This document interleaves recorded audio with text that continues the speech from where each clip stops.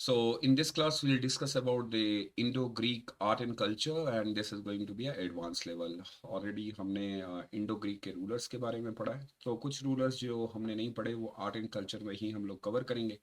और आप सब जानते हैं कि इंडो-ग्रीक जो हैं वो अपने काफ़ी सारे सिक्के, कॉइन्स हो गई, फिर उसके बाद इन्होंने सिटीज़ इमर्ज करवाई थी, कुछ सिटीज़ बनाई थी, वो बहुत इंपॉर्टेंट है। अफगानिस्तान का पर्टिकुलर एरिया बहुत ज़्यादा इंपॉर्टेंट है। किस तरीके के इन लोगों के पास आर्टिफैक्ट्स हुआ करते थे, किस तरीके की मूर्तियाँ ये बनाते थे। और फिर आपको याद होगा एक बड़ा फेमस है हमारा Gandhara school of art and Mathura school of art, जो कि कनिष्का के टाइम पे बहुत ज़्यादा स्प्रेड भी हुआ और फेमस भी बन गया। तो आज इंडिविजुअली तौर पे सिर्फ हम इंडो ग्रीक की बात करेंगे और सिर्फ हम कोशिश करेंगे इनके आर्ट को समझने की कि इनके आर्ट में कितनी डेप्थ है। क्योंकि जब हम इंडिया का आर्ट एंड कल्चर पढ़ते हैं तो हमें पता चलता है कि उसमें जो इन्फ्लुएंस है वो कहीं ना कहीं इंडो ग्रीक से लिया गया है। तो ये कुछ इमेज आपको दिख रही होंगी, तो इस इमेज से भी आप थोड़ा सा अंदाज़ा लगा सकते हैं कि बड़ा ही यूनिक एंड डिफरेंट पैटर्न इनके हुआ करते थे। इनके सिक्के जो होते थे वो अलग टाइप के होते थे। इनके कौन से गॉड होते थे, क्योंकि अब आगे जब हम पढ़ेंगे तो हमें पता चलेगा कि इनके जो कोइंस वगैरह हमें मिली हैं उनके ऊपर Indian God God and goddesses भी हुआ करती थी और ग्रीक गॉड एंड गॉडेसेस भी हुआ करती थी। So let's get start and with this. पहले हम ये देखेंगे कि ये पर्टिकुलर जो हम इंडो ग्रीक और बैक्टीरिया किंग्स को पढ़ते हैं, ये एरिया कौन सा जो है जो कैप्चर करेंगे और हमारे लिए कौन से एरिया से जो है ये इंडिया के लिए इम्पोर्टेंट होते हैं। अब यहाँ पे आपको ये एरिया दिख रहा होगा और ये एरिया इम्पोर्टेंट है। अब इस एरिया के अंदर जो सबसे इम्पोर्टेंट है ना, यानी कि ये तीन एरिया जो हैं आज मॉडर्न डे में एक पूरे बैक्टीरियन किंग्स को बनाते हैं। इसमें इंक्लूड होता है अफगानिस्तान, जो कि मेजॉरिटी एरिया इन्होंने जो रूल किया है वो अफगानिस्तान है, और हमें सबसे ज़्यादा इनका आर्ट एंड कल्चर जो है वो यहीं से मिला है। फिर इसके ऊपर आ जाता है तजाकिस्तान, फिर आता है उज़्बेकिस्तान। सो इस बात से आपको पता चल जाएगा कि एक बहुत बड़े एरिया के ऊपर ये रूल किया करते थे। और फिर ये हिंद कुश एरिया जो कि बाउंड्री भी है, और फिर इसी के थ्रू ये अंदर इंडिया के अंदर, और यहाँ पे आपको गंधार एरिया दिखेगा क्योंकि ये फ्लोरिश भी हुआ है। काबुल के ऊपर इन्होंने बहुत टाइम तक रूल किया है। लेकिन यहाँ पे आपको ना एक सिटी बहुत इंपॉर्टेंट दिख रही होगी, काइंडली इस सिटी के ऊपर ज़रा बात कर लेते हैं। ये एक सिटी दिख रही है आपको, इस सिटी का पूरा नाम है अल अल खनूम। तो बेटा ये सिटी ना बहुत इंपॉर्टेंट है और इस सिटी के बारे में हम आगे भी बात करेंगे। और इस सिटी का पर्टिकुलर ये जगह एक है अल खनूम, और इस तरह से हमें बहुत सारी चीज़ें मिली हैं, बहुत सारी चीज़ें मतलब ये है कि जो हम इनका आर्ट एंड कल्चर पढ़ते हैं इंडो ग्रीक का, तो सबसे ज़्यादा जो आर्कोलॉजिस्ट ने इनके सिक्के, फिर इनकी टाउन प्लानिंग, फिर इनके भगवान, जो कुछ भी ये चीज़ें करते थे वो हमने इस सिटी से जो है खोज के निकाले हुए हैं। और वही हमें जानकारी मिलती है कि ये वाली एरिया के अंदर ना इन्होंने बहुत टाइम तक रूल किया है, और जो पॉलिसीज़ बनी है ना कि हमें कैसे एक्सपेंशन करना है, फिर हिंद कुश एरिया को किस तरीके से अपने अंडर करना है, फिर कैसे हम Gandhara school of art Kabul के ऊपर किस तरीके से, फिर उसके बाद यहाँ से करते हुए ये इंडिया की ओर जो है। तो ये तीन एरिया जो है ये जब आप मॉडर्न डे में देखते हैं, इसी पर्टिकुलर एरिया से ये जो है एक अंपायर बनता है। अब आर्ट एंड कल्चर में सबसे इंपॉर्टेंट चीज़ों पे ऊपर जो ध्यान देना है वो ज़रा समझ लीजिएगा। वेरी वेरी मच इंपॉर्टेंट, आप समझ लीजिए। आर्ट एंड कल्चर अगर नहीं पता है तो फिर जितना भी आप ग्रीक के बारे में पढ़ते हैं तो उससे कोई फर्क नहीं पड़ता। अब पहली चीज जो इंपॉर्टेंट है, एंड होपफुली मैंने इनको बहुत ही कंसाइज करके आपको दिखाने की कोशिश की है। और मैं पहली बात बता दूं कि अगर आप डीएन झा, उपिंदर सिंह, और उसके बाद आप एक और बुक जो अपनी आती है आर एस शर्मा, फिर उसके बाद आपका apart from the Nitin Singhania जो आर्ट एंड कल्चर के लिए आप यूज करेंगे, तो मुझे ये लगता है ये चीज़ें बहुत कम दी हैं वहाँ पे। लेकिन क्योंकि आप ऑप्शनल के हैं और आर्ट एंड कल्चर के बिना तो आगे बढ़ नहीं पाएंगे, सो आई रिक्वेस्ट यू कि काइंडली ये सारी चीज़ें आप लिख लें।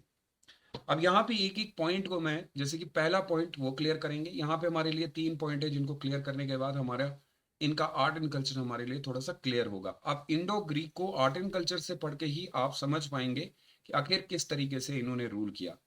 अब यहाँ पे क्लियरली मेंशन करता है वो कि इनके पास क्या क्या चीजें थी जो बाद में इंडिया ने भी अडॉप्ट कर ली। इंडो ग्रीक किंग रूल्ड, जो इनका सबसे ज्यादा रूल रहा इंडो ग्रीक का, ज्यादातर एक्सक्लूसिवली जो है ये गंधारा जो एरिया है वहां पे रहा है। गंधारा एरिया कहाँ पे है? जो प्रेजेंट डे आप देखते हैं नॉर्दर्न वेस्टर्न पाकिस्तान को गंदार कहते हैं। अब बेटा ये बात बड़ी क्लियर हो गई, क्योंकि जो पीछे का एरिया मैं आपको दिखा रहा हूँ, ये वाला एरिया, जो ये रेड कलर का एरिया आपको दिखा रहा है, ये वो एरिया है जहां पे इन्होंने सबसे ज्यादा रूल किया है। ये गंधार का एरिया है। और आपको याद होगा कि इंडिया के ऊपर गंधार स्कूल ऑफ आर्ट का बहुत ज्यादा इन्फ्लुएंस है। यहाँ पे आपको याद है कि बुद्धिज्म के ऊपर बहुत ज्यादा जो है मूर्तियां बनाई जाती थी। यहाँ बुद्धा को बड़ा स्पिरिचुअल दिखाया गया है। बुद्धा को के बड़े करली बाल वगैरह दिखाए गए हैं। और ये सबसे ज्यादा फ्लोरिश हुआ था अंडर कनिष्का। कनिष्का के टाइम पे इस एरिया को बहुत ज्यादा इंपॉर्टेंस भी मिली। अब ये कह रहा है कि जो सबसे ज्यादा इंडो ग्रीक एरिया का रूल रहा वो इसी के इर्द गिर्द में ही रहा है। लेकिन जब हम प्रीवियसली खोज करते हैं और हमें पता चलता है कि basically Gandhara school of art में तो सिर्फ हम लोगों को इनके गॉर्डन और उसके बाद जो इनकी पिक्चर्स वगैरह वो मिली, लेकिन इसी गंधार स्कूल ऑफ आर्ट से इस सिटी के बारे में भी पता चलता है। ये सिटी बहुत इंपॉर्टेंट है, मैं फिर से बता रहा हूँ, क्योंकि हर आर्ट एंड कल्चर में आप अल खनूम सिटी के बारे में पढ़ेंगे। अब ये सिटी जो है वो आज अफगानिस्तान के अंदर है।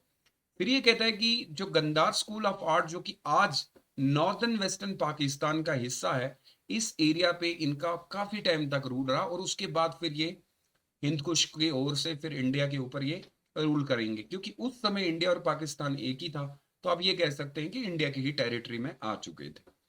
अच्छा, उससे पहले भी मैंने जो इससे पहले एक वीडियो हमने लेक्चर लिया था, मैंने उस पर भी आपको ये बताया था कि ये लोग पहले से ही इंडिया में रहते थे।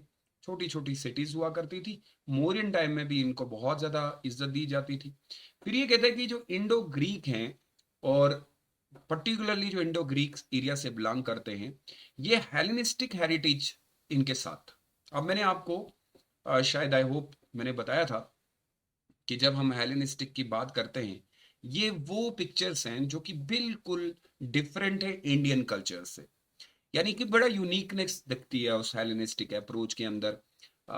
एक शहर जो इन्होंने ग्रीक के अंदर बसाया था, वहां पे जो आर्ट इन्होंने किया था उसको हेलेनिस्टिक कल्चर कहते हैं, हेलेनिस्टिक आर्ट कहते हैं, जो कि बाद में ये इंडिया में भी लेके आए। और फिर जो इंडिया के अंदर बिल्डिंग्स बनी, जो इंडिया के अंदर इन्होंने कल्चर, तो उसको हेलेनिस्टिक हेरिटेज भी कहा जाता है। अगर कल थोड़ा बहुत यूपीएससी कुछ एनालिटिकल कर ले, कुछ ऐसा कि बताइए जी हेलेनिस्टिक हेरिटेज का क्या इम्पैक्ट है इंडियन कल्चर पे, तो डिफरेंट वे से आंसर दिया जा सकता है। यानी कि है, इसलिए है क्योंकि हेलेनिस्टिक हेरिटेज ये लोग पहले से सीख के आए थे, फिर इंडिया के अंदर आके इन्होंने कुछ और चीजें ऐड की। और ये जो आर्टिस्ट हुआ करते थे, जो ये सारी चीजें बनाते थे, बड़े ही एक आप ये कह सकते हैं बड़े प्रोफेशनल हुआ करते थे। And with the remains of the city, ये सिटी के अंदर हमें हेलेनिस्टिक अप्रोच, मैंने कहा था ये सिटी को बहुत इंपॉर्टेंटली याद रख लीजिए, अल खनूम सिटी, जो कि अफगानिस्तान का एक पार्ट है ये वाला। तो जितने भी इनके आर्टिस्ट आए ना, उन्होंने इस एरिया के अंदर बहुत ज्यादा हेलेनिस्टिक अप्रोच अपनाई है। यानी कि आप ये मान लीजिए कि ऐसा लगता था कि ग्रीक लोगों ने अपना पूरा आर्ट एंड कल्चर इस एरिया में छाप डाला। जब हमने खुदाई की तो इस एरिया के अंदर से ना बहुत अच्छी अच्छी चीजें मिली हैं। और आज अब इंडो ग्रीक को आप पढ़ रहे हैं, तो अगर इस एरिया के बारे में आपको नहीं पता है तो फिर आप नहीं समझ पाएंगे। यहां से इम्पैक्ट इंडिया के ऊपर बहुत बड़ा है। यानी आज का अफगानिस्तान इस तरीके से कह सकते हैं, अफगानिस्तान की एक सिटी है। इस एरिया के अंदर अच्छा खासा इन्होंने बिल्डिंग्स वगैरह बनाए। और हमें इंस्क्रिप्शन वगैरह भी यहीं से मिले, इनके बर्तन काफी सारे यहाँ से मिले, इनके घर हमें यहाँ पे मिले, बड़ी अच्छी चीजें यहाँ से मिली हैं। मतलब गंदार स्कूल ऑफ आर्ट से ज्यादा तो हमें यहीं पे मिला है, क्योंकि फिर यहाँ से ये आगे बढ़ते रहे और उसके बाद हिंदकुश और फिर गंदार का एरिया इन्होंने कैप्चर किया है। लेकिन यहाँ पे ये पूरा एक क्लियर इंडिकेट कर रहा है कि जो इनके रिमेन्स है, हेलेनिस्टिक हेरिटेज जो है, उसकी जो छवि है, उसकी जो परछाई है और उसका जो इम्पैक्ट है, वो बेसिकली आपको इस सिटी के अंदर देखने को मिलता है, अल खनूम ही city, which was founded as a Greco Bactrian city. ऐसा माना जाता है कि इस सिटी को बसाने के पीछे और बनाने के पीछे और पूरी तरीके से एक वेल्थ सिटी डेवलप जो की थी इन्होंने, वो ग्रीको लोगों ने ही की थी। ये लोग आए और सबसे पहले बड़ा क्लियर कर लीजिएगा, जब ये इंडिया में आएंगे तो आर्ट एंड कल्चर थोड़ा सा चेंज हो जाएगा, लेकिन आते ही इन्होंने हेलेनिस्टिक कल्चर यहाँ पे इंडिया में डेवलप करवाया। तो इनका सारा क्रेडिट इनको। अब आपको मन में सवाल होगा कि बेसिकली ये कल्चर क्या है, किस तरीके का, तो नीचे मैंने पिक्चर दी हैं, तो पिक्चर से आपको क्लियर हो जाएगा कि किस तरीके का आर्ट करते थे और क्या इंडिया में ऐसा आर्ट आज देखने को मिलता है या फिर कुछ चीजें इनकी हैं। उसके बाद थर्ड पॉइंट वो क्लियर करता है। तो पहले पॉइंट में आप ये समझ लीजिए कि गंदार एरिया के ऊपर रूल कर रहे हैं, जो कि पाकिस्तान का पार्ट है। और एक और सिटी जो बनाई इन्होंने, आए खन्नूम सिटी, जो कि अफगानिस्तान का पार्ट है। यहाँ पे आपको हेलेनिस्टिक हेरिटेज देखने को मिला। फिर ये कहते हैं कि जैसे जैसे टाइम बीता तो इंडो ग्रीक्स लोग जो हैं अब ज्यादा आने लगे। Cities are known as such as, इन्होंने कौन कौन सी सिटी इंडिया के अंदर बनाई है? तो सबसे पहले सिटी है Sirkap, very important city, that is known as Sirkap. अब क्या होता है कि ना टर्मिनोलॉजी बेस्ड वो ये चीजें डाल देगा और मैच ऑफ द फॉलोइंग में वो पूछता है। और फिर जब ऑप्शनल के लिए भी आप जाएंगे या फिर आप प्री या मेंस के लिए, तो ऐसी टर्मिनोलॉजी बहुत डिफिकल्ट हो जाती है। तो कहते हैं कि पहली जो सिटी थी वो तो बन गई वो सिटी आपने यहाँ पे बना दी, अल खनूम सिटी। फिर उसके बाद इन्होंने एक और सिटी डेवलप की। ये सिटी बहुत इंपॉर्टेंट है। ये सिटी इसलिए इंपॉर्टेंट है क्योंकि ये सिरकप सिटी जो है ये बहुत ही नजदीक है तक्षशिला एरिया के। आपको याद होगा ये वही एरिया है, यानी कि सिरकप जो है ये तक्षशिला के बहुत नजदीक है। और हम जानते हैं कि जब मौर्यन डायनेस्टी यहाँ पे रूल कर रही थी तो ये एरिया उनके अंडर था और यहाँ पे बुद्धिज्म बहुत ज्यादा फ्लोरिश हुआ था। तो इसका मतलब है कि ग्रीको बैक्टीरियन या ग्रीको इंडो ग्रीक्स लोगों ने सिरकप एरिया के ऊपर, मॉडर्न डे यानी कि तक्षशिला एरिया के ऊपर कंट्रोल किया। उसके बाद एक और सिटी इन्होंने बनाई, एंड दैट अगर आप देखेंगे तो आई होप अगर आप कभी मैप के ऊपर उसको सर्च करेंगे, एक और है जिसको हम कहते हैं बैरीकोट। बैरीकोट एंड सगाला, ये दो हैं where some Indo Greek artist remain have been found. इन जगहों से हम लोगों को क्या मिले हैं भाई? इन जगहों से हमें उनके कुछ स्टोन और कुछ जो है उनके बाकी के आर्टिफैक्ट्स जो थे वो खुदाई करके हमें मिले हैं। तो एरिया इज इंपॉर्टेंट क्योंकि इससे हम ये पता कर सकते हैं कि उनकी लोकेशन बेसिकली किस साइड पे थी। और इसमें हमें क्या क्या मिला? फाउंड सच है, सबसे पहले इन्होंने हमें दिए हैं स्टोन पैलेट। अब ये पैलेट्स जो स्टोन यूज किए गए हैं and some Buddhist culture object, तो वो ये आपको देखने को मिलता है। ये वाला जो है ये वर्ड यूज किया गया है। ये स्टोन के ऊपर अगर आप देखेंगे तो आपको स्टोन पैलेट्स जो है वो देखने को मिलेंगे। और इसमें क्लैरिटी आपको नहीं क्योंकि टूटा हुआ है, लेकिन आप देखिए ग्राफिक बहुत ज्यादा यूज किए गए हैं, अलग अलग ग्राफ करके, यानी कि इनग्रेव्ड किया गया है। फिर डिजाइन बाहर की ओर दिया गया है। सो काइंडली मेंशन कि हमें क्या मिला है। ये आज भी हमारे पास मौजूद है। ये पत्थर के ऊपर जो है इनग्रेव्ड किया जाता था और उसके बाद कुछ डिजाइन दिए जाते थे। बाद में एक और डिजाइन क्लियर हुआ था कि शायद ये डिजाइन जो है वो अपने गॉड और गॉडेसेस को दिखाने की कोशिश करते थे। कुछ ने कहा कि ये नेचुरल चीजों की पूजा करते थे, उनको दिखाने की कोशिश करते थे। ये हम बाद में भी देख लेंगे क्योंकि और भी बहुत सारी इनकी चीजें मिली हैं। तो आप ये कह सकते हैं कि पत्थर के साथ इनका काम बहुत ज्यादा होता था, यानी कि इंडो ग्रीक लोगों ने स्टोन का बहुत ज्यादा यूज किया है। उसके बाद एक ना हम लोगों को यहाँ पे एक खास चीज मिली और ये बड़ी यूनिक है और इससे आपको पता चलता है कि ये एक बेसिकली आई होप आप ये लिख लें कि सर एक और चीज जो उनके पास हमें मिली और इससे क्या साबित हुआ, इसको कहा जाता है शिनकॉट। शिनकॉट भी हम लोगों को मिला है अल खनूम एरिया से। शिनकॉट कैसेकेट, बेटा ये बहुत इंपॉर्टेंट है, ये याद रखना, इस पे इंडिया का क्या इंपैक्ट पड़ता है। अच्छा ये जो है ना ये इस तरीके से बनाया होता था। अब इसका हमें ये भी क्लियर होता है कि ये शायद मे बी कनिष्का ने यूज किया है। कनिष्का क्योंकि उनके समय में गंदार स्कूल ऑफ आर्ट। अब ये थोड़ा सा टूटा हुआ है, शेप आपको जो दिखती होगी ये ब्रोकन है। तो आप इस तरीके से देख सकते हैं लाइक आजकल हम वुडन का बनाते हैं, इसके अंदर कोई खास जो इंपॉर्टेंट चीज है वो रखी जाती है, पूरा ऊपर से कवर होता होगा, बंद हो जाता था। टिफिन टाइप का आप देख सकते हैं, वैसा टाइप का जो है शिनकॉट जो है। तो ये कंसेप्ट जो वैसे ही जैसे शिनकॉट हो गया या सून पैलेस हो गए, ये हमें इंडो ग्रीक, क्योंकि ये गंदा स्कूल ऑफ आर्ट के पार्ट भी बनेंगे जब हमें पढ़ना पड़ता है the similarities and dissimilarities between the Gandhara school of art, Amaravati school of art and the Mathura school of art. Initial stage में क्योंकि गंदार ही इंपॉर्टेंट है तो वहां पे आप ये पॉइंट डाल सकते हो कि ऐसी ऐसी चीजें हमें जो है वो देखने को मिली। इस बात से बड़ा क्लियर होता है कि हेलेनिस्टिक हेरिटेज जो है उसका, ये हम इस टाइप की हेलेनिस्टिक हेरिटेज की बात करते हैं, इसका इम्पैक्ट इंडिया के ऊपर बहुत पड़ा है। और सिटी भी अगर मेंशन कर देंगे तो और ज्यादा अच्छा रहेगा कि जो सबसे ज्यादा हमें मिला है ये अल खनूम सिटी से मिला है। उसके बाद सिरकाप हो गया जो कि तक्षशिला के बहुत ही ज्यादा नजदीक है, बैरिकोट और सगाला हो गया। ये सारी चीजें क्लियर करती हैं कि इंडो ग्रीक भले ही इंडिया पे उन्होंने इन्वेड किया, इन्वेजन किया, लेकिन अपने साथ एक काफी सारा अच्छा आर्ट लाया और आज एक सवाल यूपीएससी ऑलरेडी 2019 में भी कर चुका है कि ग्रीको बैक्टीरियन इंडिया का आर्ट एंड कल्चर पे इंडिया के पे ऊपर क्या इम्पैक्ट है, और खासकर उन्होंने रॉक कट का यानी कि पत्थरों के बारे में जो है वो पूछा है। अच्छा, सवाल इतना ही नहीं बनता है, अभी आगे जब हम पढ़ेंगे तो हमें पता चलेगा कि इंडिया के लिए भी इन्होंने बहुत कुछ किया है। ये तो हो गया कि उन्होंने आते आते हेलेनिस्टिक अप्रोच को अपनाया, बाद में ये इंडिया के कल्चर को मिक्स करने की कोशिश करेंगे।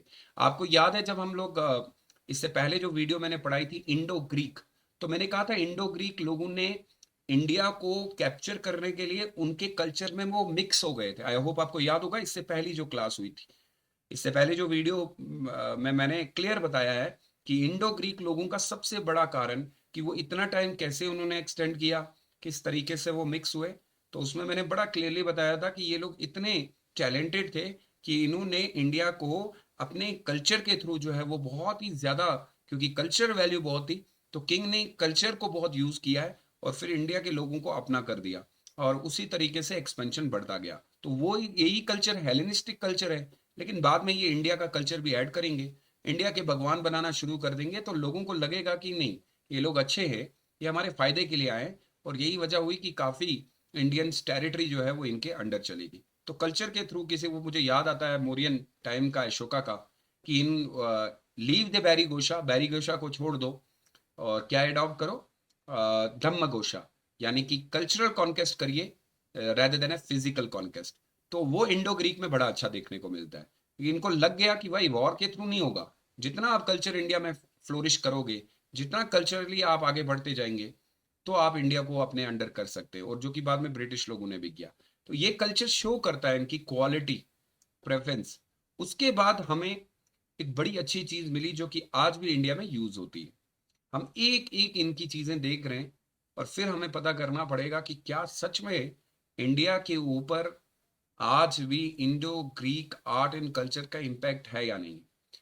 फिर हमें पता चलता है कि जब समय बीता तो हमारे आर्कोलॉजिस्ट जो है उन्होंने कुछ चीजें जो है ढूंढना शुरू कर दी। बेसिकली हमारा सोर्स बहुत कम होता है। मैंने इससे पहले भी आपको बताया था, चैप्टर नंबर फर्स्ट में हमने पढ़ा था कि किसी भी डायनेस्टी को सबसे बेहतरीन पढ़ा जा सकता है जब हम उनका आर्कोलॉजिकल सर्वे पढ़ते हैं, यानी कि हम ये सर्वे करते हैं कि क्या चीजें मिली हैं और क्या बुक्स के अंदर मेंशन है। तो हमें यहाँ पे एक बड़ी अच्छी चीज मिली। इससे पहले जो मिला वो तो हेलेनिस्टिक आर्ट एंड कल्चर है। आर्कोलॉजिकल की तरफ से हमें कुछ स्ट्रक्चर मिले, और ये स्ट्रक्चर बहुत ही यूनिक थे। सम ऑफ देम परफेक्टली हेलेनिस्टिक, कुछ तो बिल्कुल इंडो ग्रीक पैटर्न के थे, उनमें उन्होंने कोई इंडिया का कंसेप्ट यूज नहीं। तो ये वाला वही है जो मैं पीछे बता चुका हूँ, हेलेनिस्टिक, याद रखिएगा। और ये ग्रीक का है, ये पर्टिकुलरली वहां से बिलोंग करता है, इसमें कोई भी इंडियन मिक्सचर नहीं है। यानी कि आप ये कह सकते हैं जब ये लोग आए तो अपने साथ जो कल्चर लेके आए थे, इनके आर्टिस्ट आए और वैसे ही इंडिया में इन्होंने कर दिया। लेकिन कुछ समय के बाद हमें पता चलता है कि जब इनको ये लगा होगा, ऐसा लगता है कि जब इनको लगा कि अब तो हमें इंडिया के ऊपर रूल करना है भाई, तो अगर हम सिर्फ अपना कल्चर प्रमोट करेंगे तो लोग शायद हमें पसंद ना करें। तो क्यों ना ऐसा किया जाए कि इंडिया के कल्चर को हेलेनिस्टिक कल्चर के साथ जोड़ दिया जाए, और वही किया।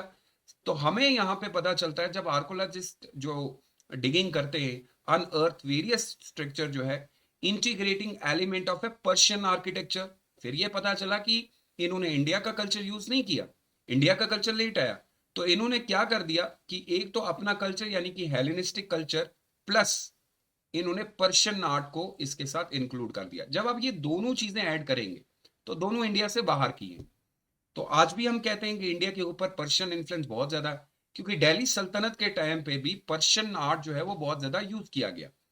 तो ग्रीक लोगों ने पहले इंडिया का कल्चर यूज नहीं किया है, पहला अपना हेलेनिस्टिक, फिर पर्शियन आर्किटेक्चर को इंक्लूड किया, इंक्लूडिंग इसमें आपका आ जाता है सिटाडेल। आपको याद होगा सिटाडेल मैंने आपको हड़प्पन सिविलाइजेशन में पढ़ाया था। रेजिड प्लेटफॉर्म को कहते हैं, ऊंचा जो प्लेटफॉर्म बनाया जाता है उसको कहा जाता है। फिर इसके बाद आपका क्लासिकल थिएटर इन्होंने बनाना शुरू कर दिए। कमाल है, यानी आपको ये बताना पड़ेगा, एक तो आपका ये सिटाडेल हो गया, फिर क्लासिकल थिएटर्स हो गए, and a huge palace in a Greco Bactrian architecture बनना शुरू हो गया। तो क्या हम ये कह सकते हैं कि sir with the passage of time जो इंडो ग्रीक लोग थे इन्होंने पर्शियन को इंक्लूड किया लेटर ऑन, क्योंकि मैं पढ़ाऊंगा आपको। अब आपका सवाल होगा सर इंडिया का इन्होंने कब यूज किया है, तो बहुत थोड़ा लेट यूज किया है। पहले ही इंडिया के कल्चर के साथ नहीं, पर्शियन के कल्चर के साथ गए, और उसमें से एक चीज़ बड़ी फेमस हुई है और जो आज भी हमारे बिल्डिंग्स में बहुत सारे इनके पैलेसेस जो हैं, फिर बाद में इंडिया के लोगों ने भी अपनाया, उसमें से ये वाला पिलर जो है वो बड़ा फेमस है। इस पिलर को कहा जाता है कोरिनेथियन। कोरोनेथियन जो है बेसिकली ये कैपिटल है। याद करिएगा, आपको याद होता होगा कैपिटल जो है अशोका के टाइम पे पड़ा था। वो सबसे ज्यादा स्तंभ बनाया करते थे। फिर ऊपर जो है एबिकस, एक इन्वर्टेड लोटस हुआ करता था, और फिर इन्वर्टेड लोटस के ऊपर एक एबिकस हुआ करता था। इस एबिकस के ऊपर बहुत, या तो सर्कल में भी एबिकस हो सकता है, स्क्वायर में भी, फिर बीच में चक्रा, फिर यहाँ पे घोड़ा, फिर एलिफेंट, फिर यहाँ पे एक लाइन रखा जाता था या बुल होता था। इस तरीके से हमें याद है जब बुद्धिज्म यहाँ पे था। अगर इनका देखें तो ये कौन सा कंसेप्ट लेके आए थे, ये लेके आए थे कॉरिनेथियन कंसेप्ट, जो कि इंडिया में आज भी बहुत सारी बिल्डिंग्स में बनाने। जब आप पिलर बनाते हैं ना, तो पिलर देखिए ये बिल्डिंग है, और ये आप स्लैब मान लीजिए, तो हम ना पिलर देते हैं, इस तरीके का पिलर और इस तरीके का पिलर, ताकि वो जो ऊपर वाला हिस्सा है ना, वो इनके ऊपर जो है वो क्या करे, स्ट्रांग रहे। अब लोगों ने समय के साथ क्या है कि ये जो पिलर्स, मान लीजिए कि ये आपका रूफ है। अब ये पिलर जो है ना, ये पिलर आप डिजाइन में देते हैं इस तरीके से। मंदिर के अंदर आपने देखा होगा, तो ये डिजाइन में पिलर दिए जाते हैं, फिर इनके ऊपर डिजाइन निकाला जाता है। ये उसका एक पार्ट है, और इसको कहा जाता है कैपिटल। और ये भी हमें कहीं से, कहाँ से मिला, बट ये मिला हमें, जो मैंने आपको सिटी बताई थी, खनूमा सिटी, जो कि अफगानिस्तान में, मैंने इस एरिया में बताया था, यहाँ से हमने खोद के ये निकाला है। प्लीज इस एरिया को मैं बार बार कह रहा हूँ, ये बहुत इंपॉर्टेंट है, वेरी वेरी मच इंपॉर्टेंट, यहाँ से इन्फ्लुएंस पड़ता है। वो ऐसा नहीं है कि आप ये पहली बार इस तरीके का डिजाइन देख रहे हैं तो आप बोलेंगे। आज भी आप लोगों के घर के अंदर ये जो फूल वगैरह इस तरीके के डिजाइन पिलर के ऊपर लिए जाते हैं। एक तो ये देखिए, ऊपर का जो आप, इसके ऊपर जो अगर बिल्डिंग बैठेगी, जो बीम आप डालेंगे या कुछ भी ऐसे, तो दो साइड से आप इस तरीके, तो बड़ा खूबसूरत सा दिखता है। तो बेसिकली इसको कॉरोनीथियन कहा जाता है, और ये कैपिटल था उनका। मतलब ये आप ये कह सकते हैं कि उनकी पहचान थी, छाप थी। दूर से पता चलता था ये हेलेनिस्टिक अप्रोच है, और इसमें पर्शियन एलिमेंट्स का यूज करके इन्होंने इस तरीके से बनाया है। ये तो वो चीजें हैं जो हम लोगों को इस सिटी से मिली, और पता चलता है कि किसे, क्योंकि देखिए आपको बताना पड़ेगा, मैं फिर से कह रहा हूँ कि इंडो ग्रीक का इम्पैक्ट इंडिया के ऊपर क्या पड़ा है, बट पर्टिकुलरली जब कल्चर की आप बात करते हैं। उसके बाद समय बीता और हम लोगों ने और चीजें फाइंड आउट की, अब बड़ी बड़ी खूबसूरत सी चीजें आई। अब आप बात करते हैं, जैसे इस बार यूपीएससी ने पूछा था, अब हम बात करते हैं कि सर क्या इन्होंने, एक तो एक जो सबसे पहले आपने देखा, ठीक है, कि हमने इसमें देख लिया कि ये सारी चीजें दी हैं। अब एक एक करके पढ़ते हैं, और उसके बाद हमने ये कैपिटल भी इनका देख लिया। अब आपको कुछ पिक्चर्स दिखाते हैं, यानी कि आप कह सकते हैं मूर्तियां बनाना, फेस बनाना, और ये जो स्कल्पचर्स जो इन्होंने बनाए हैं वो कैसे दिखते हैं हम लोगों को। नीचे थोड़ा सा फिगर को पहले देख लीजिए, तो फिगर आपको दिखाएंगे, ये दूर से दिखता है कि ऐसे फिगर बिल्कुल यूनिक है, क्योंकि इंडिया में तो ऐसे फिगर नहीं बना करते थे। अगर इसकी शेप आप देखेंगे तो आपको दूर से दिखता है कि बहुत यूनिक है। ये फेस आपको जो है, इसकी आइज किस तरीके से अलग, ये थोड़ा सा देखेंगे तो इसका फेस आपको बिल्कुल अलग दिखता है, खुरदरापन जैसा दिखता है। माना ऐसा जाता है कि जब ये इंडो ग्रीक लोग इंडिया की ओर आए, तो खाली इन्होंने पिलर्स वगैरह ही नहीं बनाए, इन्होंने एक अच्छी खासी हमें जो है स्कल्पचर वर्क भी देखने को मिला, और फेस इनग्रेव्ड किया करते थे, बॉडीज बनाते थे, उनकी पिक्चर्स बनाया करते थे, लेकिन एक यूनिकनेस मिलती है। अब आप कहेंगे सर इंडिया से कैसे डिफरेंट है, तो भाई एक बात बड़ी क्लियर है कि इनके ये जो फिगर्स है ना, ये क्लियर नहीं है, साफ नहीं है, अच्छे नहीं है। जैसे हमें इस पिलर के ये वाला पार्ट देखने को मिला ना, कैरिनीथियन, बहुत अच्छा था, यानी आप इसको कह सकते हैं कि इससे ब्यूटीफुल चीज आपको रही। लेकिन अगर हम फेस वगैरह देखें, या जो इन्होंने उस समय की जो आइडल्स वगैरह बनाए, वो कुछ खास नहीं थे। उसका रीजन था due to the lack of a proper stone, क्योंकि स्टोन अच्छा यूज नहीं हुआ है। तो इन लोगों की जितनी भी आपको स्कल्पचर्स देखने को मिलेंगे, खासकर कहाँ पे, फिर से एरिया वो वही बता रहा है, फिर से वही एरिया, खनूम एरिया, जो कि अफगानिस्तान का पार्ट है। अनबेक्ड हुआ करते थे, टूट जाते थे, तो पत्थर का कम यूज किया गया, ये याद रखिएगा। इसका मतलब है कि इंडिया ने बाद में ये चीज अपनाई नहीं, हमने इनकी अच्छी अच्छी चीजें अपनाई हैं। तो अनबेक्ड का मतलब होता है कि पूरी तरीके से वो मिट्टी जो है वो पक्की नहीं होती थी। जैसे हड़प्पा के अंदर वो ईंटों के बारे में हमने पढ़ा था कि बेक्ड हुआ करती थी, या बाद में जो आर्ट एंड कल्चर आया, तो या तो फिर हम ये मान सकते हैं कि इंडो ग्रीक के अंदर ये कल्चर ही नहीं था, इसलिए इन्होंने भी ऐसा ही कल्चर इंडिया के अंदर लेके आए। अच्छा, अनबेक क्ले है in stucco modelled on a wooden frame पे बनाया जाता था, फ्रेम किया जाता था वुडन पे। ये अगर आप नीचे देखेंगे तो आपको दिखेगा, पूरी पिक्चर क्लियर नहीं दिख रही है आपको। Frame were often use. अच्छा, ये जो टेक्निक थी ना, ये बहुत ही ओल्ड टाइप की टेक्निक थी।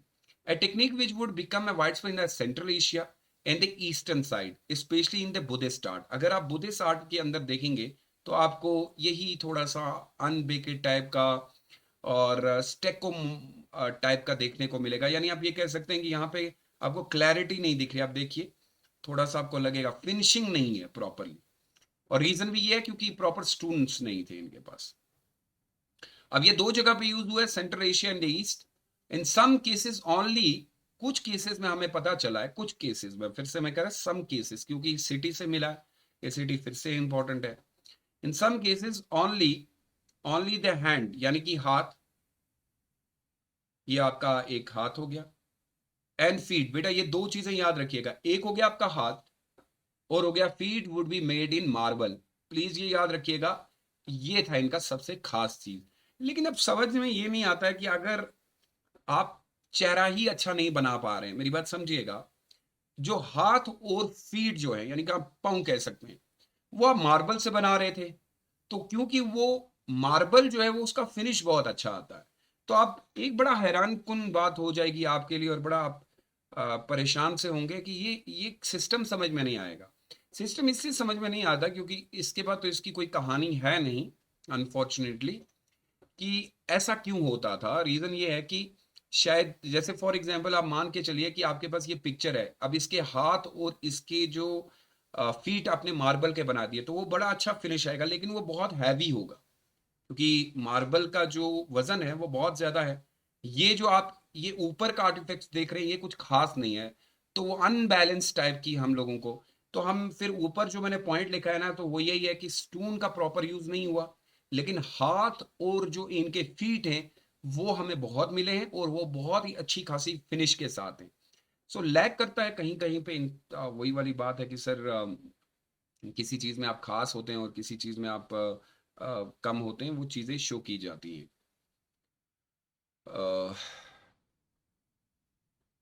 होपफुली ये वाला पार्ट आपका क्लियर होगा।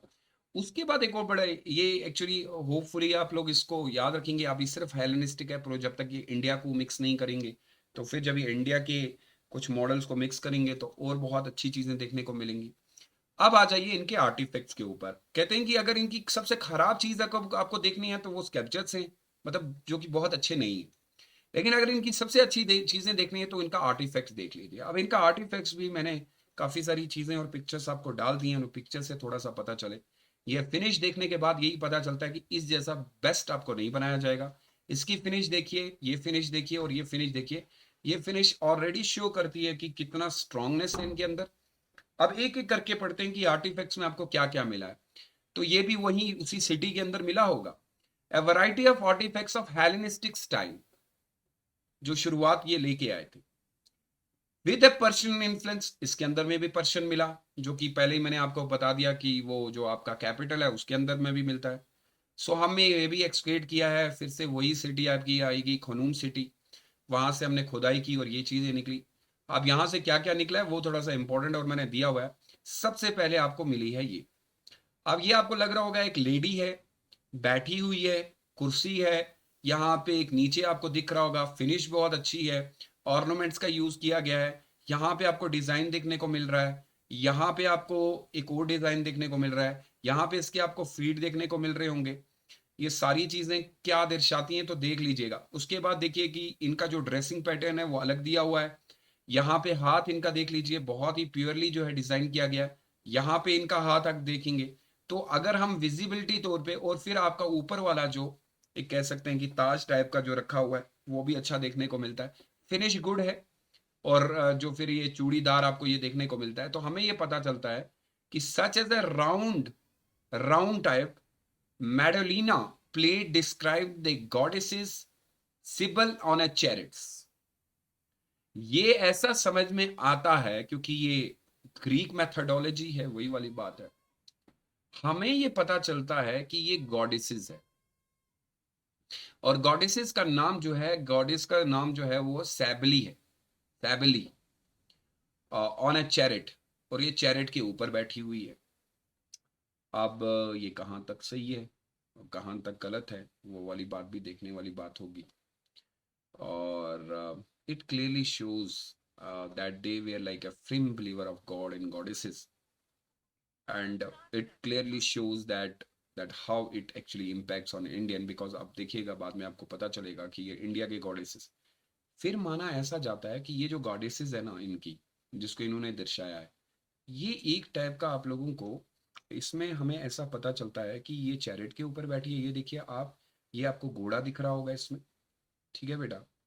और यहाँ पे यही वाली जो है गॉडेसेस बैठी हुई है, और ये घोड़ा भाग रहा है और ये इनको पीछे ले जा रही है, दौड़ रही है। तो ये भी दिखाया गया है, ऐसा भी हुआ है। फिर हमें एक पिक्चर मिलती है इनकी, जो कि वही वाली यूनिकनेस चीज़ें हैं, थोड़ी थोड़ी मिली।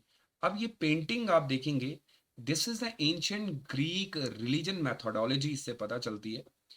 इसका नाम है हिलियोइस, ये भी एक गॉड है, इज द गॉड एंड पर्सनिफिएट। इसको कैसे दिखाया जाता है कि ये शायद द सन को दर्शाता है, यानी कि जैसे इंडिया के अंदर अलग अलग रिलीजन माने जाते थे, सन गॉड इंद्र जैसे हो गए, वरुणा जैसे हो गया, तो इन लोगों में भी इसी तरीके के गॉड हुआ करते थे। ये सारी चीजें हमें पर्टिकुलरली एक सिटी से मिली, और फिर हमें पता चला कि ऐसे माना गया है कि ये इतने गॉड्स को मानते थे। क्यों? अब रीजन समझिएगा। जब आप मथुरा में चले जाएंगे और जब कनिष्का आएंगे, तो कनिष्का के हर सिक्के के ऊपर हमें यही मिला है। फिर लेटर ऑन क्योंकि कनिष्का बुद्धिज्म को अपना लेंगे, तो फिर कहा जाता है कि उन्होंने इंडियन गॉड को भी रखा था, ग्रीक गॉडेसेस को भी रखा था, यानी एक साइड से बुद्धिस्ट भी दिखते थे और ग्रीक गॉडेसेस भी दिखते थे। अच्छा, एक और देखिएगा, ये आपको एक कुछ इस तरीके से पॉट जैसे अब ऐसे बर्तन टाइप का मिला है। इस बर्तन के ऊपर आपको कुछ फिगर देखने को मिल रही है, इसको कहा जाता है डिवाइन हीरो इन ग्रीक। ये इस टाइप का होता है, और ये कुछ सांप टाइप का आपको दिख रहा है कि इसके अंदर से जहर निकल रही है इस तरीके से। तो किसी ने पकड़ा है, इसके हाथ में कुछ तलवार जैसी है। तो ये डिवाइन हीरो है, इन ग्रीक में दिखाया गया है। सो आप ये कह सकते हैं कि of course they were religious in pattern, religious बहुत ज्यादा मानते थे, और जब वो इंडिया में आए तो ये रिलीजियस बहुत टाइम तक चलता रहा। आ, कुल मिला के जो मेन बात है कि इंडो ग्रीक लोग जो है वो किस रिलीजन को मानते थे, तो इंडो ग्रीक। और उसमें जो सबसे इंपॉर्टेंट है वो है सैबिली, जो कि चैरेट के ऊपर बैठी हुई हैं, ये देखिए, और दौड़ रही हैं। और इसमें पर्शियन इन्फ्लुएंस देखने को मिलता है। अब ये इनके भगवानों की बात है। फिर आ जाता है कि सर देखिए, सबसे इंपॉर्टेंट जो है ना हमारे परस्पेक्टिव से, क्योंकि यहाँ पे बहुत सारे सिक्के इन्होंने इशू किए, तो फर्स्ट इंडो ग्रीक कॉइनेज कैसे स्टार्ट हुई, भारत के अंदर किस तरीके से सिक्कों की शुरुआत हुई। तो आपको याद है जो इंडो ग्रीक का जो पहला हमने पढ़ा था ग्रीको बैक्टीरियन स्टाइल में, जो सबसे पहले था वो था डेमिट्रस। मैंने पढ़ाया हुआ है, किंग जो पहली वीडियो थी उसमें मैंने पढ़ाया था, ये किंग जो था, इन्होंने सिक्के बनाना शुरू कर दिए थे। और strike coins instant of a Greco Bactrian style में, तो ये आपको एक दिखने को मिल रहा होगा, इसमें इन्होंने अपनी पिक्चर यूज की है। और इन पिक्चर से पता चलता है कि कितनी फिनिश अच्छी है। आप देखिएगा पूरा स्क्वायर में, सर्कल शेप में दिया है, फिर अपनी पिक्चर यूज की है, बड़ा क्लियर है, फिनिश बहुत अच्छी है। तो इंडिया में एक बार शुरुआत कर दी गई। लेकिन जो सबसे इंपॉर्टेंट सिक्के आए वो बेसिकली डेमेट्रस से नहीं आए, डेमेट्रस ने सिर्फ फिगर्स यूज किए। माना ऐसा जाता है जब डेमेट्रस की डेथ हो जाती है, तो एक और जो किंग आए थे उनका नाम, ये वाला किंग बहुत इंपॉर्टेंट है और ये वाला किंग बहुत इंपॉर्टेंट है, ये दोनों आर्ट एंड कल्चर से, यानी डेमेट्रस की डेथ जब हो जाती है तो फिर एक नए किंग आते हैं, उनका नाम होता है पेंटिलियन, और दूसरे का नाम था एगाथोसलिस। ये दो जो है डेमेट्रस फर्स्ट के बाद आए। अब ये क्यों हमारे लिए इंपॉर्टेंट है, स्ट्रक द फर्स्ट बायोलैंग्वेज। ये बायोलैंग्वेज जो होता है यानी कि दो लैंग्वेज के अंदर, इन्होंने दोनों लैंग्वेज में जो है सिक्के बनाना शुरू कर दिया। तो इनकी सिक्कों से हमें ये पता चला कि ये किस लैंग्वेज का इस्तेमाल करते थे। क्योंकि डेमेट्रस में एक ही लैंग्वेज का इस्तेमाल किया गया है, तो इन्होंने बायलैंग्वेज सिक्कों का इस्तेमाल किया है।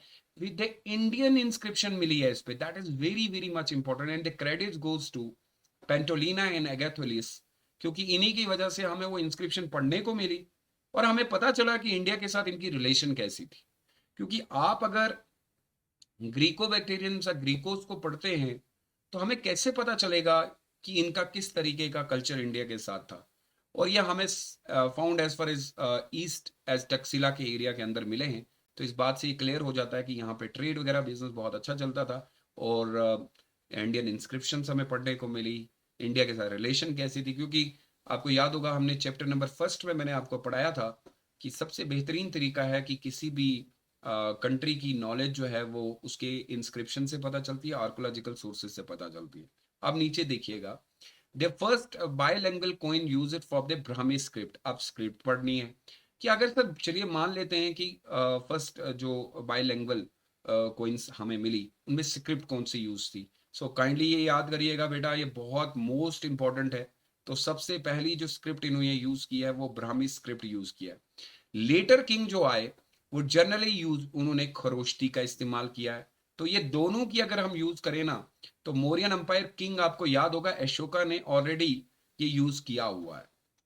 खरोष्टी आपको याद है कि उन्होंने अफगानिस्तान, क्योंकि ये अफगानिस्तान में है ना अभी जो एरिया हम पढ़ रहे हैं, तो वहां पे हमें ये पता चलता है कि ये ब्राह्मी स्क्रिप्ट भी यूज करते थे और खरोष्टी स्क्रिप्ट भी यूज करते थे। और उसके बाद ये इतने टैलेंटेड हो गए, पैंथोलिनिया या एगोस्टिस, उसके बाद लेटर ऑन कनिष्का आएंगे, इन्होंने इनकॉर्पोरेटिंग द इंडियन डाइटिस, तो इन्होंने भारत के भगवान जो है उनकी पिक्चर्स बनाना शुरू कर दिए। अब सवाल ये बनता है क्यों। तो मैंने आपको बताया था कि रीजन था कि इंडिया के ऊपर रूल करना है भाई। तो इंडिया के ऊपर रूल कैसे करें।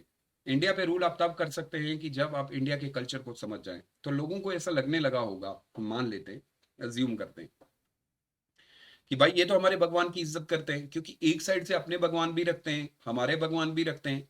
तो उस चीज से एक क्लैरिटी, क्योंकि गंधार स्कूल ऑफ आर्ट के अंदर में भी इंडिया की जो मथुरा स्कूल ऑफ आर्ट के अंदर हमें इंडियन डाइटिस भी देखने को मिली और ग्रीक डाइटिस भी हमें देखने को मिली। तो वो थोड़ा सा वो ये मान सकते हैं कि एक यूनिकनेस बनती है। अब यहाँ पे देखिएगा, जैसे इंडियन डाइटिस, तो जो हिंदुइज्म है, और सर बुद्धा की भी हमें बहुत सारी पिक्चर्स देखने को मिली।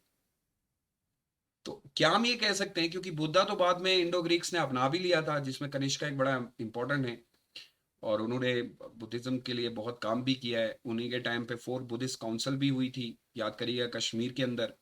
अब वो बंदा जब इंडिया में आया था तो अपने साथ काफ़ी सारे उसके कोर्ट के अंदर बहुत सारे बड़े बड़े जो स्कॉलर्स होते थे वो रहते थे।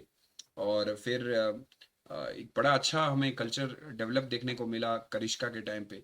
तो ये बुद्धा भी हो गई और इंडियन डाइटीज भी हो गई, इंक्लूडेड इंडियन डिवाइसेस, जैसे लाइन का इस्तेमाल। मैं आज ही जो यूपीएससी ने वो क्वेश्चन पूछा है ना, तो भाई लाइन का इस्तेमाल इन्होंने भी किया है। फिर उसके बाद एलिफेंट इन्होंने भी शो की है। उसके बाद जेबू बुल, जो कि यूपीएससी ने पूछा है इस बार, बुल, वो क्वेश्चन आया है ना आर्ट एंड कल्चर का, कि वो लाइन और बुल क्या मेथोडोलॉजी रखता है। तो भाई यही तो है वो दिखाता है, क्योंकि लाइन को सिर्फ इंडिया ने शो नहीं किया है। तो अगर वो ब्रेवरी को दिखाता है, निडर हो जाना, ये सारी चीजें तो ऑलरेडी इंडो ग्रीक टाइम पे भी हो गई थी। तो इसी के अंदर आपको बताना पड़ेगा कि इनकी सिक्कों के ऊपर शेर भी देखने को मिला, एलिफेंट भी देखने को मिला, और बुल भी देखने। अब ये बुल कौन सा है, ये जीबू बुल है, बड़ा सा एक बहुत ही हेल्दी। आज भी आपको जब टीवी पे वगैरह पे आप देखते हैं, बहुत ही स्ट्रांग है।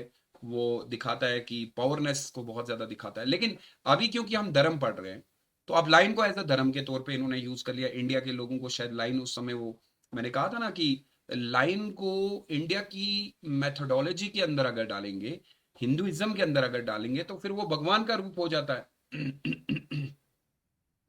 बुल का इस्तेमाल किया है तो बुल भी यहाँ पे पूजा जाता था। और फिर सर सिंबल्स भी यूज किए गए। अच्छा, बुद्धिज्म के अंदर सच एज, बुद्धिज्म के अंदर इन्होंने ना ट्री को दिखाया है। अब आपको पता है ट्री क्यों दिखाया गया, क्योंकि जो बुद्धा की एनलाइटमेंट हुई थी वो हुई थी बौद्ध ट्री के अंदर, अब सब जानते हैं। तो क्या ये हम लोग बड़ा क्लियर कर ले अपनी जगह कि ये इतने टैलेंटेड थे कि इनको पता था कि किस भगवान का किस चीज के लिए यूज, ऐसा अगर करना होता है इन्होंने, क्योंकि ये बाहर से आए हैं, तो क्यों किया होगा, इसके पीछे एक रीजन ढूंढना शुरू किया। मैं बार बार कहता हूँ एनालिटिकल अप्रोच अपनाइए। तो मेरी एनालिटिकल अप्रोच और मेरी सोच यही कहती है कि सुहेल, ये करने के पीछे जो सबसे बड़ा रीजन था, जो हमने पढ़ा, अभी नई बात नहीं है, कि भाई किसी तरीके से इनके कल्चर में मिक्स हो जाओ।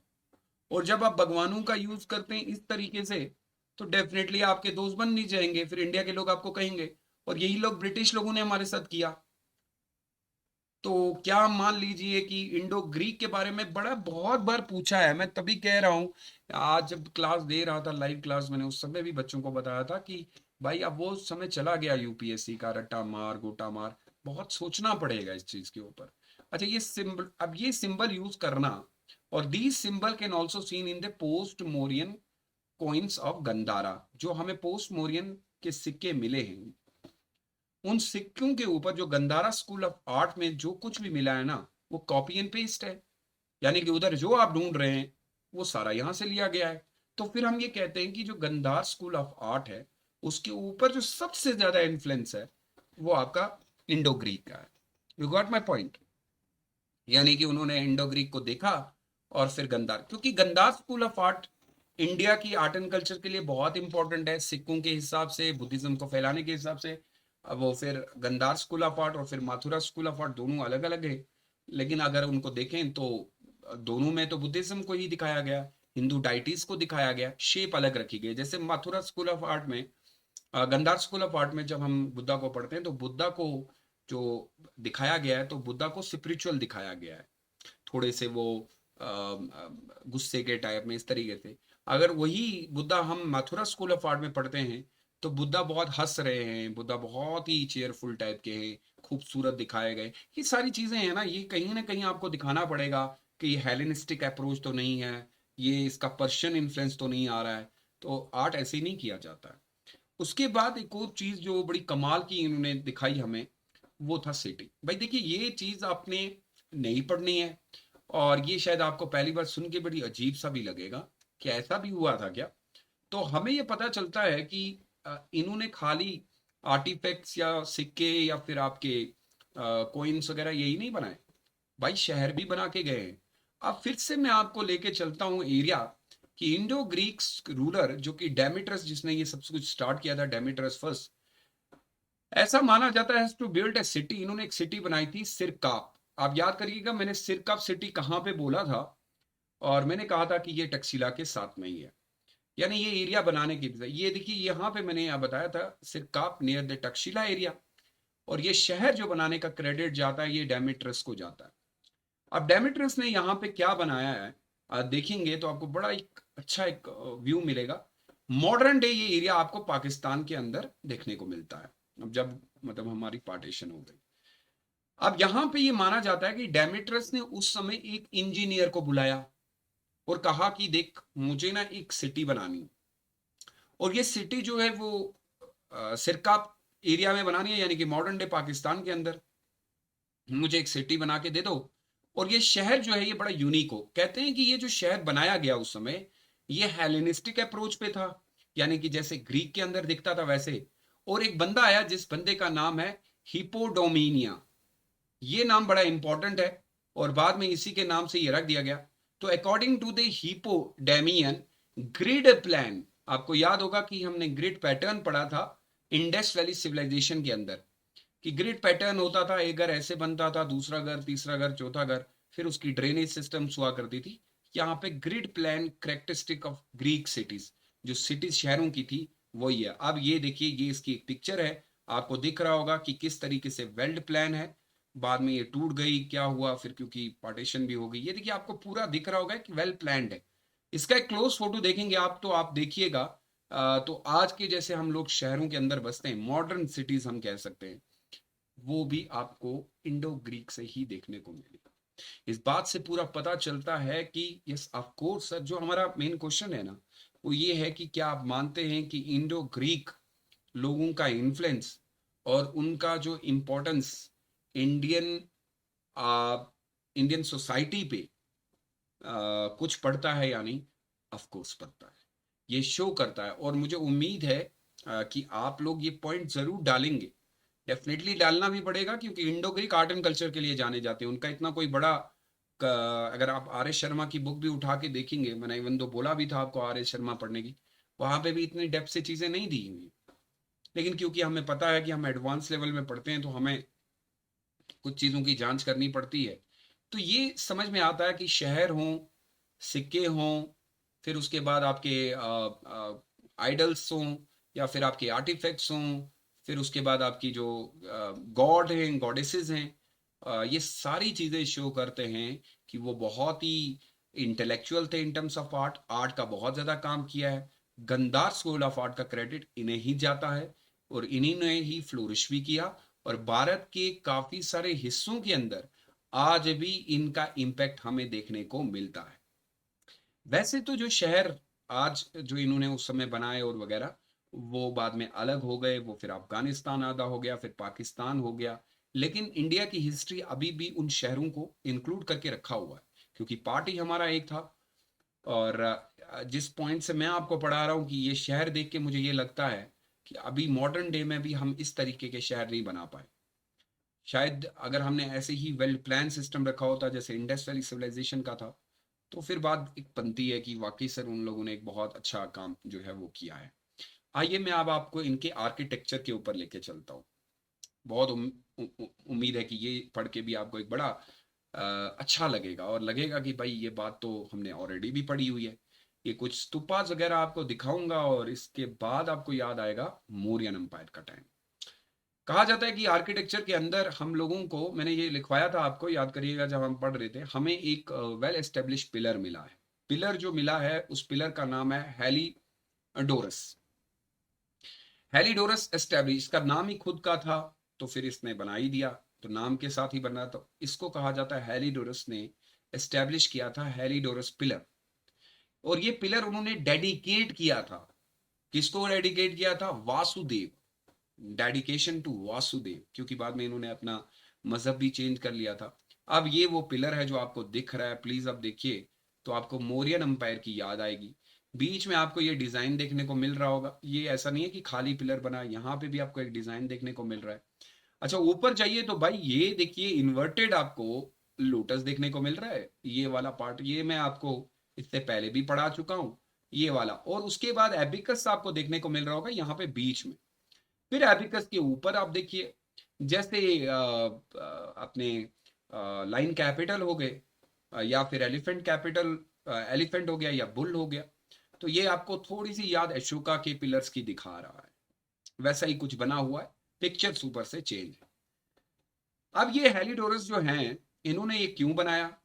This would indicate that relation between the Indo Greeks and the Sungas, कि हमारी रिलेशन सुंगास के साथ कैसी है।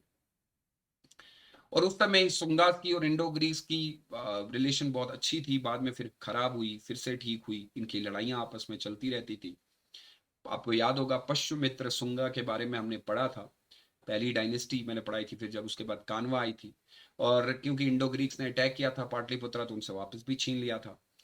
अच्छा, ये अब क्योंकि हम हेलिडोरस के बारे में पढ़ रहे हैं, and also that the Indo Greek readily follow the Indian religion, हमें ये पता चलता है कि जो इंडो ग्रीस के लोग थे वो भारत के धर्म को फॉलो करते थे। अब इसके नीचे ही मैं इसका एक पूरा कंप्लीटली आपको बता देता हूँ इसका क्या मतलब था बनाने का।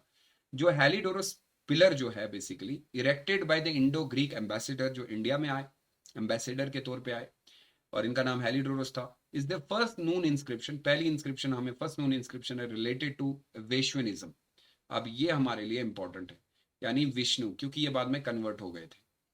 अब इन्होंने विष्णु के बारे में इसमें लिखा है in India. Heliodorus was one of the first earlier recorded Indo Greek converted to Hinduism. Buddhism में आपने बहुत सारे सुने होंगे, ये हमारे पास पहला है जिसने अपने आप को कन्वर्ट करके जो है वो हिंदू बन गए थे।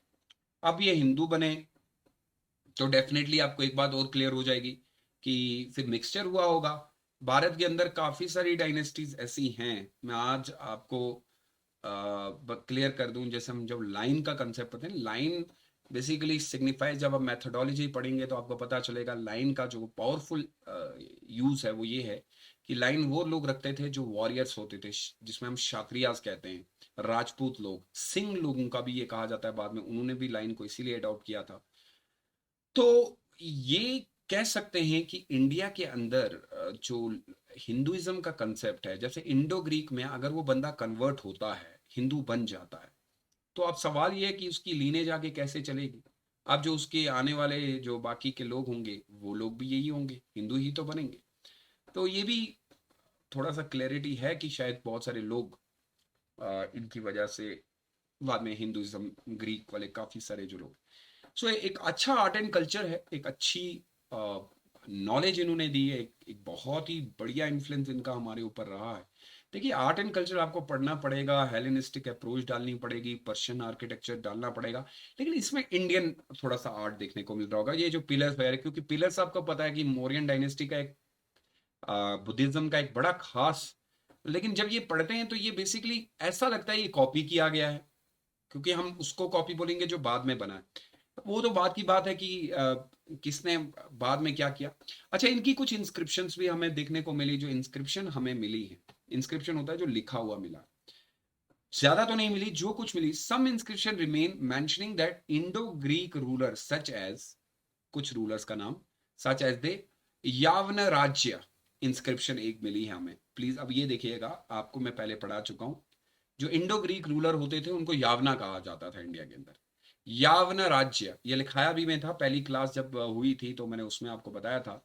Mention the ruler of the Indo Greek in Mathura, की माथुरा के अंदर एक रूलर थे और इन्होंने रूल किया था। गंधार स्कूल का तो पता ही है कि गंधार में इनका कंट्रोल था ही था, लेकिन इंस्क्रिप्शन ये कहती है कि माथुरा के अंदर में भी जो है इनका इन्फ्लुएंस था। अब सवाल ये बनता है कि सर फिर हमें सबसे बेहतरीन तरीका है कि हमें पहले ये पढ़ ले कि गंधार स्कूल ऑफ आर्ट और माथुरा स्कूल ऑफ आर्ट जो इंडिया के ऊपर क्योंकि बहुत ज्यादा इन्फ्लुएंस है, तो पहले हमें ये पढ़ना पड़ेगा कि क्लैरिटी आएगी कि आखिर इंडिया के ऊपर इनका क्या इन्फ्लुएंस है और किस तरीके से इंडिया के ऊपर इनका जो है वो इम्पैक्ट पड़ा है।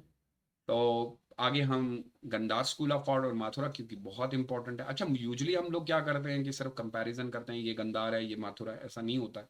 बहुत इन डिटेल में पढ़ना पड़ेगा Gandhara school of art, Mathura school of art, उसकी मैथडोलॉजी क्या थी, वो क्यों ऐसा बनाया उन्होंने, क्यों इंडो ग्रीक लोगों ने इतना काम करने की कोशिश की, क्यों बुद्धा को यहाँ पे अलग दिखाया गया माथुरा में, फिर अमरावती भी आ जाएगा, 3 स्कूल बन जाएंगे। Amravati art school of art तो बाद में बहुत लेट आया। लेकिन सवाल फिर आके वही घूम फिर के रहता है, क्योंकि बहुत बार यूपीएससी ने गंदार और मथुरा स्कूल ऑफ आर्ट के बारे में हमसे काफी चीजें पूछी हुई हैं। सो इसको इन डिटेल में जब आप क्लैरिटी लेके आएंगे ना, तो तब आपका अगला पॉइंट जो है वो क्लियर होगा। सो इस आगे पॉइंट में हम गंदार स्कूल और मथुरा स्कूल ऑफ आर्ट को जो है वो क्लियर करने की कोशिश करेंगे, होपफुली कि आगे क्लास में बहुत मजा आएगा। So if you have any question please go ahead and जो भी अभी तक मैंने आपको पढ़ाया उसमें से कोई सवाल हो तो please do let me know and you can send me.